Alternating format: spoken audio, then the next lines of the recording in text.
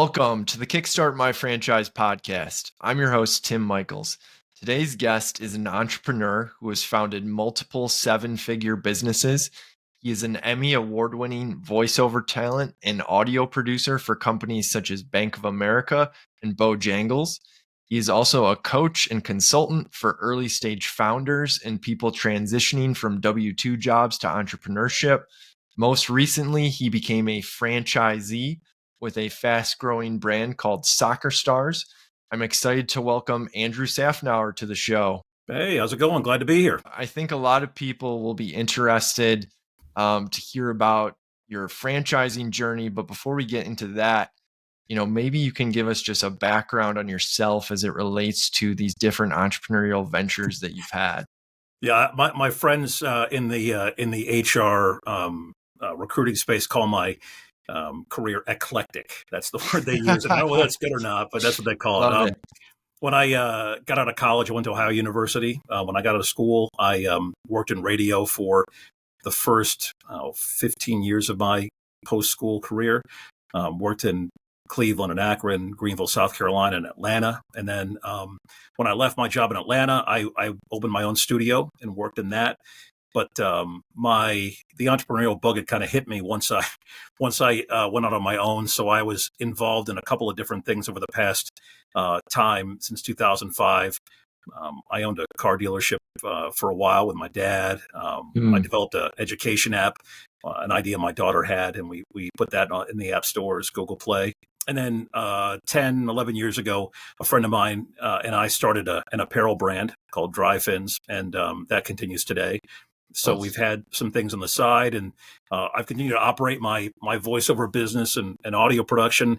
And in 2019, we were starting to look at my wife and I were starting to look at different franchise opportunities, and was presented with one, D1, and that's a great brand, by the way. And we went through the discovery process, and we're ready to sign on the dotted line the first week of April 2020.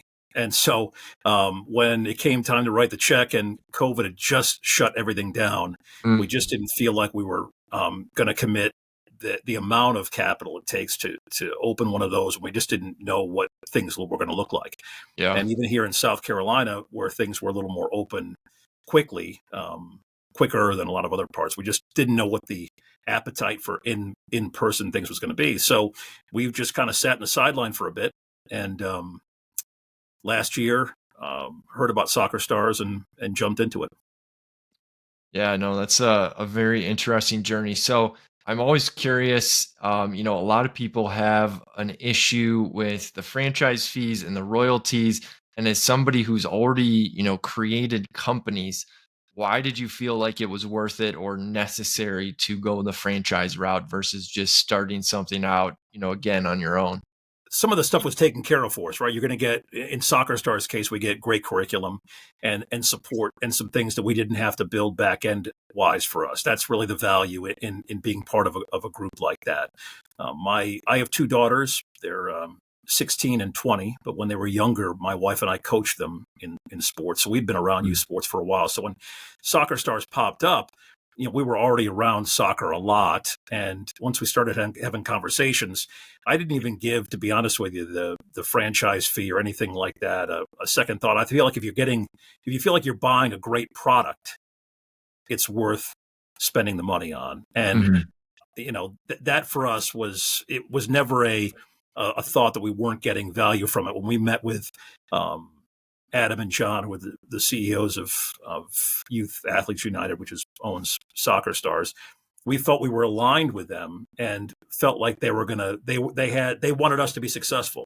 So for the investment for us, it made sense to pay the money, to have the systems in place so we could really start off, instead of having to build all the back end things to start off with, the curriculum, the how we're going to register, how we're going to take payments, all these sorts of things. When you buy into a franchise, all that stuff is just taken care of for you. And so we started instead of starting at point A, we were already, at point F or M or whatever along the line. And then, so we just had all the things and now we just got to go out and sell this thing once we understood what the product was. Yep. Yep. And for those who don't know, can you just give a brief overview about what Soccer Stars is? Absolutely. Soccer Stars is a child enrichment program where we teach soccer. So, but a lot of it is it's a non-competitive, fun, skills-based training. So, kids, we start at 18 months. We say we go to 18 years. In the case of our franchise, we're really dealing with 2 to 10-year-olds. That's really where, and if I'm being honest, 2 to 7 is really the sweet spot for us ages. Um, so kids come in and we're building kids' confidence and making them feel good and learning soccer along with it. A lot of times with 2 and 3-year-olds, it's the first time parents, that a child's ever been involved in anything like this. So it's insanely rewarding. Really, that's our why, was we wanted to make a difference in our community and build kids' confidence up to through soccer. So we work in two ways, Soccer Stars does. Closed enrollment, which is where we go into daycares or schools and we offer programming during their day. Mhm. And closed being it just the kids that are in that school at that time. And open enrollment where we rent space and then open it up to anybody in the community to come and join our classes. So we're all over the place in terms of being in a number of daycares. We do after schools at elementary schools. And then we also rent space on weekends and in the evenings to run open enrollment soccer classes. So they're age specific. The curriculum is just designed for one age, for 3-year-olds to 4-year-olds, 5-year-olds. So it's developmentally right along the lines what the kids are ready for and can learn and grow and be successful. It's fantastic. In terms of like the actual timing of everything, from the time you signed your franchise agreement to the time you opened, like how long was that? Like, can you talk about like the training or support that you received? Sure. Yeah, I went to, so really the process for me started the day after Christmas of 2022. I saw a listing for it and made a call. And I had my first call the first week of January. We signed, and I went to training the last week of March of last year. Okay. So I got back here. We went for a couple of days to Florida for spring break, came back, and we were on sales calls the second week of April.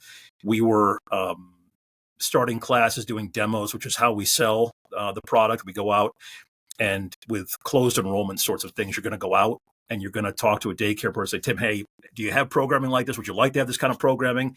And we'll come in and we do a class for every single kid in the school, so they can taste it and understand what the whole thing's about. And then with the goal of starting the next week of kids participating. So we were up and running by early May with our first couple of clients, and the training was great.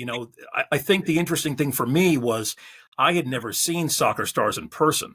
It was one of those things where we were really early. They had just started franchising towards the end of 22, and so we were Mm. pretty early on.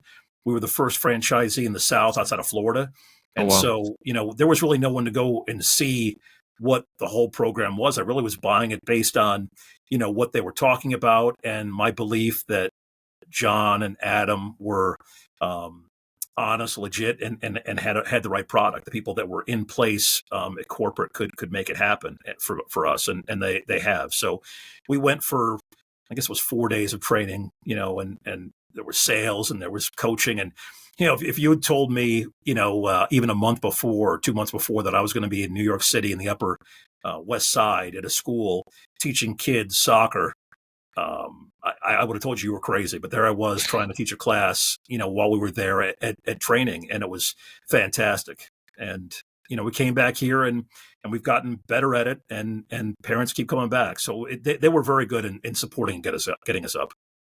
Fantastic. And in terms of your team structure, can you talk to us? Like, is it just you? Like, do you have a bunch of employees? Like, what does that look like, and what can it look like under the Soccer Stars system?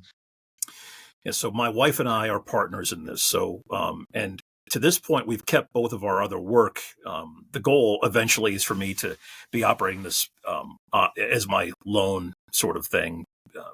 Just at this point in life, that's what I want to do. Mm. The goal, but so we've got 3 coaches that work with us besides Beth and I coaching. My wife Beth and I coaching. So um, we really the idea is you want to try to replace yourself as quickly as possible, right? I mean, I don't want to coach classes forever. I like doing it, but I don't want to have to be doing that forever. So really the first several months I was doing every class, and then Beth joined me, and then we've had other coaches join. So I don't have to do every class. Eventually the goal is to build up enough where we've got a director of coaching that is managing all the coaches, so I can go out and do more of the sales things and expanding the brand more. Because right now we do, a little bit of everything. Some folks in the system jump right in, they hire somebody, and they're out there, they've got somebody on the street hiring coaches and doing it. We're just taking a more gradual kind of approach, because our goal was really an 18 to 24 month time horizon from the time we started. And we based that on the fact that my youngest daughter is a junior in high school. And we wanted to be to a point when she graduated that we had a little more flexibility to go and maybe travel a little bit more and still operate the business, but not have to be on the ground to do it. So you can, a lot of franchisees have director of coaching and then have 5, 6, 8 coaches. The big groups like in Miami or New York, they've got 20, 30, 40 coaches, right? Those are the really established franchises, and they've got, a lot of people working for them. But, you start small, and then you just build, scale as quickly as you want to, or as you can. Yeah, no, that's fantastic. Are there some people starting like semi-absentee where they're just like putting a manager in place? Is that happening or? You can, and there are some that do that, but nobody cares about your business as much as you do, right? So you've got to figure out how you're going to apply that person, and they're going to go out and do it. This is I've talked to, they put me on a number of validation calls with potential franchisees, and people think they're going to come in and operate from their computer, whatever. And it's still a face-to-face business. You need to go out and sell and build relationships. I mean, that's really our key thing. This business is funny. Some folks will buy, as somebody that was at my in my cohort when we trained together. She went back to her territory, and the Parks and Rec department didn't have any soccer. She immediately went in, and she went from 0 to 20 classes in about a 3-week span. Wow. Here in our territory, I didn't have that. Our Parks and Rec department wasn't available to us. And so we had to work around and do other things. So the build's a little different. So some people build out a lot quicker than others do in terms of coming, getting things and moving forward. That being said, for us, we were having to go out and really shake hands and get to know people and talk about what our story is and what our why is and why we believe in it, and to do a lot of those sorts of things, relationship building. You can't do that sending an email out. Daycare directors, which is a certain portion of the business, don't answer emails if you're not a parent, right? They've got their daycares across the country are short-staffed. And so you've got directors in classroom taking care of kids. So having a vendor email them and expect something back doesn't work. You've got to go in there and hopefully catch them and have a conversation. And that has to happen face-to-face. Yep. Yeah. Buy them some donuts or something. To your line, Yep. and say, okay, well, this person knows them. And then I reach out to them and say, hey, will you connect me with this person? And so, and thankfully that's worked out well for us. People have introduced to things. We've had great conversations, and it's really growing, but you have to dig in all that kind of thing. So is this your full-time focus right now, or are you still like involved in some of these other businesses? And if so, like how many hours a day are you devoting to this like right now?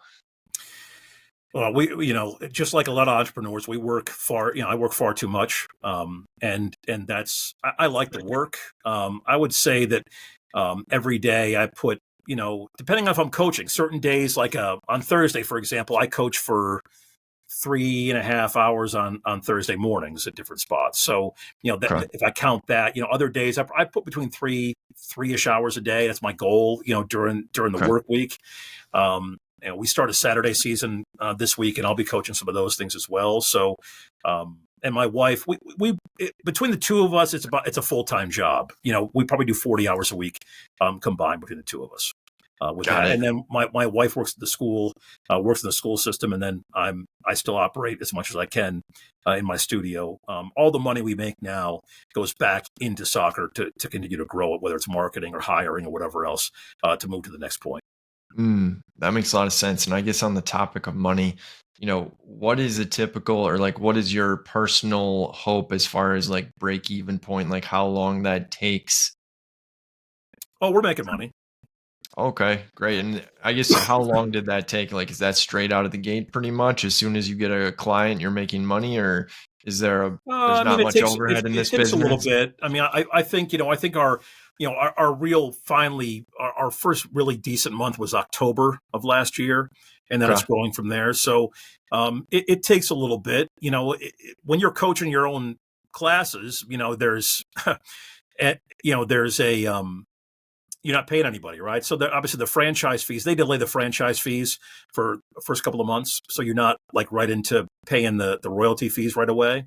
But Mm, you're getting it with the marketing fee and the tech fee and the other things like that. But we were pretty quickly, like at least staying even with what we were doing, and then making a little bit of money. All the money goes back into, when I say making money, we weren't having to write checks yeah. into back into to support things. So it's self supporting, which for us was a big thing.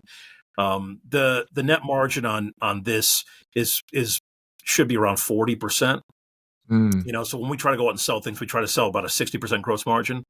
And so if we can do around 40-ish, if we can generate 300,000 a year, it's 120, net to us. And that would be a goal for us in a couple of years. yeah. No, that's nice margins right there. um, as far as like number of territories you have, are you on one territory, multiple territories? We have one, and we're going to do another one. We're going to add another one, but just one for right now. That was Okay. really all the bandwidth we could do just to begin with. And they give you a discount off the franchise fee if you buy a second one, but it wasn't enough to want to dive into that right from the beginning. Yeah. Okay. And what have been like your biggest challenges? Like every new business has challenges. Like, is it People, just getting it's hiring people, that's hiring tough. people? Okay. Yeah, I mean, it's hiring people is tough, and it's no different than you'll hear from anybody else that owns a franchise.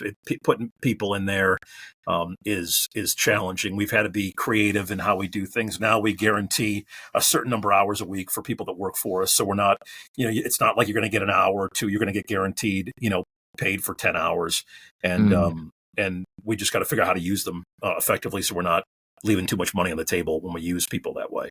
I think eventually we won't have to do that, but for right now, when you're trying to get established, we've had to do that.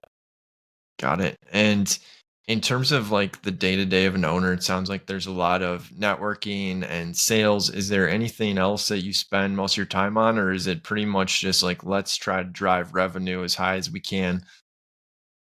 Yeah, that's really the main thing, is trying to figure out how to have conversations. The funny thing about this particular business is that it's there are seasons for it in terms of when you go out and sell certain things. Mm, Schools don't really want to. When we came on board in April, school here ends Memorial Day weekend. So when we came back and it was the middle of April, people weren't really interested in adding us right before school ended. Right, it was too much time. So we had to kind of think of what we're going to do for the summer. We have summer camp programming, but people already had the summer camps booked. So we didn't have really spots to go. So a lot of what we did was early on was just to get a class going over the summer, to teach a class, to understand how it worked, and really push out towards fall. So it's mm, really starting to figure out how to lay out your. Those are one of the challenges, really trying to figure out how to come in and build out the season. That's one of the things we're still figuring out now. And we had after school programs back in the fall that are renewed for the spring. So we'll be coming into those and then adding more. So it's really just building on top of each other over time to where we really have a bigger book of business. So I'm going out to sell. I'm going out to meet with other, with our current people that are working with us, and then we're working on marketing and trying to get ourselves out there to parents to sign their kids up. So there's always something that needs to get done. mhm. What would you say to people who are concerned about like the level of saturation in the market? I know, for instance, around me, there's probably three different soccer programs that I can think of just in my town. Like, is this market too saturated? Is there opportunity still out there? Absolutely. The biggest, the biggest probably competitor out there is a company called Soccer Shots, and they're based here in Charlotte. And so, Mhm. they're established in a number of areas here in Charlotte, and just I think I would answer the question when people have asked that before. Does your town have a Wendy's? And you also have Burger King and McDonald's. There's enough room for multiple burger places, right? And the same thing for us. Our territories for Soccer Stars are 400,000 people. Mm. And so when you look at that breakdown and start looking at the zip codes and you look at how many kids there are, and in our case, it was tens of thousands of kids, that were within that, where what we wanted to serve. There's nobody that can serve all those people. Mhm. One company cannot serve all those people. So the thing about an established brand like Soccer Shots, which it's a good job, it's a good company, but they've been established so long that did they go out and sell a lot of new things all the time, or do they kind of maintain where they are? How hungry are some of these established brands? Have they've gotten what they've gotten, and then are they going out and shaking the trees still? And in the case of some places, yes. Other places, no. If you've been around for 8, 9, 10 years, you've got a pretty good book of business. And if something new comes along, but are you really going out and hustling a lot of new stuff? And so you've Mhm. got to figure out ways to go out there and find other business and find other things. Whether it's working with a soccer club. Do you have kids? I didn't I ask have that. 3 kids, yeah, How old are 3. they? I'm in your target range, 3 kids, 6 and under. So excuse me. When they get to a point where they might play above recreation soccer, club soccer, that usually starts in that 7 to 8 year old range. That's like got a little more travel to it. A Mm. lot of those clubs don't have any sort of pre-academy sort of program where the kids can be involved early and then transition into the higher pay thing. And so Mhm. there's opportunities there with soccer clubs. There's always things around where you can find spots if you're creative. We just signed a deal with with a uh, a spot in a town south of us where we're going to do a 3-year-old class. There's a brewery and there's a burger place in between them. It's in a kind of a redone strip center. There's a little spot of turf. Fake grass. It's maybe 20 Mm. by 30 feet. That's plenty of space for us to do a class. So we're going to do a class for 3-year-olds from 4:30 to 5:15. Right. So we get on Thursday nights. We get you to come, or your wife or whatever brings your child. They do soccer, you have a beer, and then you're like, well, we're here, we might as well just go ahead and eat, right? And so it's Yeah. a win for the brewery, for the restaurant, and for us. And it's a great location for us where we get more exposure. You have to be creative in how you approach these things. Our first Mhm. spot was a thing called Brunch Ball. We were at a brewery in the grass behind there, and we did it. We called it Brunch Ball. We did a 6-week season. That was our first thing we did. And we had kids, and parents would come. And like I said, they'd grab a beer from the brewery and they'd sit at the picnic table, watch their kid play. And afterwards, they might get food, they might not. It was Saturday mornings. That was our first thing. So you have to Mhm. think Mhm. creatively in how you do things. And then all of a sudden, you can find those spots where maybe an established competitor isn't. Got it. One thing that I hear from people sometimes is that when a brand has grown so quickly that there starts to be like issues with the franchisor as far as like the level of support. Like I know Soccer Stars has been one of the faster growing brands. Can you talk a little bit about if they've been ramping up the number of people on staff or like what that looks like as far as the support and if you feel like that's changed at all as they've grown? Yeah, I was fortunate that we came in early on, and Adam and John, I've got their cell numbers. I can text them. When I've been on calls, and John really is the sales side of things. And when I've been on a sales call and had a question, I've texted him. He's like, "I'll call you in 5." And we'll walk through a sales thing together. I think that still works for me, and I think that others find that they have access to them as well. We have a Slack channel. That's really the way that we keep in touch with the franchise. Um, when you've got to talk to somebody in marketing or John Mm. or Adam or anybody else, we're assigned a business success coach that we have regular contact with that works for the company. So you can be on a weekly cadence or a bi-weekly cadence. So you're having consistent conversations with them and hearing things back about what's going on. And then, the Slack channels also have access to people that are already in the system. So you can ask questions of folks that are already operating. So there's really never a time where you feel like you're going to be without an answer for any length of time. Got it. Got it. And in terms of just franchising in general, like you've now been in it for a while, like would you franchise again? And like what sort of things would you look for? Do you feel like your process was spot on the first time, or would you like look for different things than you did potentially the first time? It's funny, I went through the franchise process, like you do, a discovery process with clients for finding the right thing, and that's when D1 came up. Um, the first time. This time, it was me seeing an ad for it and directly calling, Fastlane myself and going through and not using a broker. I don't think that I'm the kind of entrepreneur that's not so much a numbers guy. I've definitely been more gut in a lot of cases where I get a feeling about things, whether I feel like it's the right thing for us or not.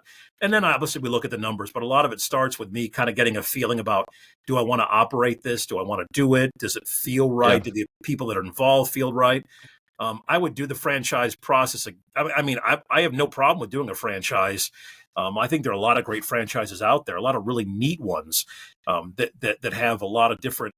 I wouldn't want to ever get into food, not because I think there's anything wrong. I had a friend that owns a number of Slim Chickens, and it's a great business, but like that's a different level of commitment when you're paying that much for a building and all that sort of thing. I'm not there to run a operation where you have a master agreement. You've got you're opening 6, 7, 8 locations. That to me Yeah. is like I can't quite wrap my head around that. Now I say that, and a year ago I wouldn't have told you I was going to coach 3-year-olds a couple of times a week. So. I guess I will have to say that I'll right now, no, but I would be fine with having a franchise of some sort. I do like the service franchise where you don't have to have a dedicated location. Mm. Yeah. Is there anything else that I didn't ask about that you want to talk about or you think would be helpful?